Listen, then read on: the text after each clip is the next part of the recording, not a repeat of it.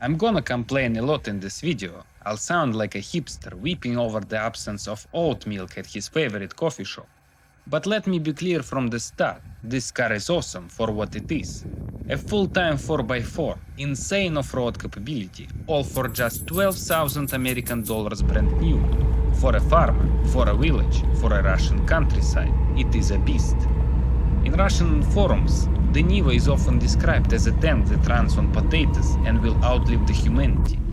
A new Niva has fewer electronics than a toaster, and it was exported to over 100 countries in the 80s, including Canada, France, and even Japan. It was used in Antarctica by Soviet polar expeditions. It handled the snow better than many Western vehicles. A new Niva costs less than some electric scooters in Europe. And the original Neo was the first time produced unibody 4x4 SUV in the world, even before the Jeep Grand Cherokee. But first, let me grab some cherdopoloch, that's a Russian thistle. In Slavic folklore, it protects you from witchcraft. And trust me, when you are driving a Niva, that matters. Because this car is a witch. It does its own kind of magic. I couldn't stick it to the dashboard, so I'll throw it in the glove box and leave it there. Now we are fully protected from its witchcraft. Let's begin the review and look at what's actually changed and what hasn't. A 10-year-old Lada Niva with over 100,000 kilometers on it. It has no idea what asphalt is, only mud, potholes and rough Russian roads. And the brand new Lada Niva Legend. And yes, you're absolutely right, they look almost the same. Some minor visual updates. It's like changing the barbershop and pretending you've changed your whole life. The Lada Niva has been in production since 1977 and barely changed in over 45 years. There are black plastic handles now instead of chrome. Mirrors are slightly reshaped. And yes, this is the Lux trim with 17 alloy wheels. The wipers are absolute garbage, they need replacing right away. But overall it actually feels cheaper than before. The 2024 Lux trim gives you AC, heated seats, electric windows and power steering. The 2014 model just power steering. So yeah, the new ones got a few modern comforts. But the overall feel still basic. Under the hood, same 1.7 liter engine, 85 horsepower, great for mud, snow and general village house. Build quality, one of the support braces wasn't even bolted on. Classic. You buy the car and finish assembling it yourself. Soviet DIY.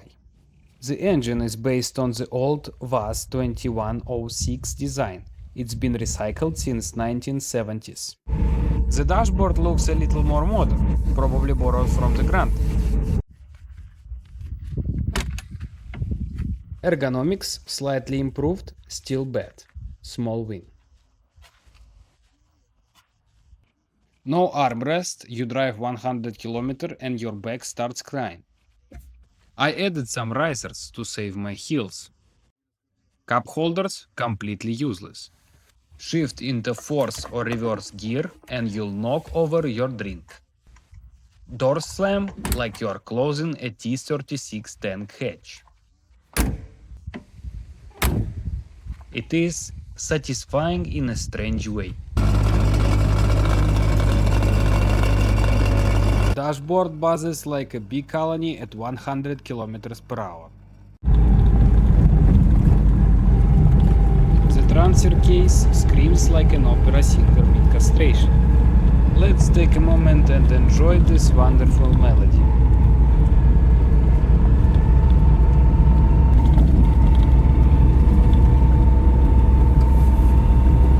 There is no music system, just pure, raw mechanical symphony. Trunk 265 liters. That's 2 bags of potatoes. Maybe. Rear seats, only one adult will fit, lying sideways in pain. Airbags? None. Crashing in this car is between you and God. There is an SOS button though, but it's mostly decorative. And this is how the car dealer gave me the keys. They wrapped it in electrical tape. After 50 years, the only real upgrade is switching from carburetor to fuel injection.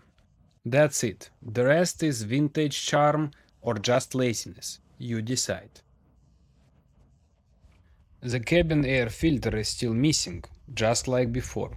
So Niva owners usually order it on their own or simply cover the intake with a piece of mesh or a pair of women's tights.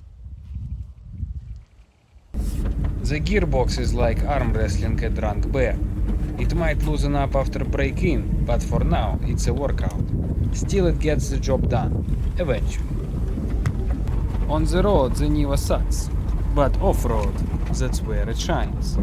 It climbs hills, powers through mud, and doesn't care about rules or roads.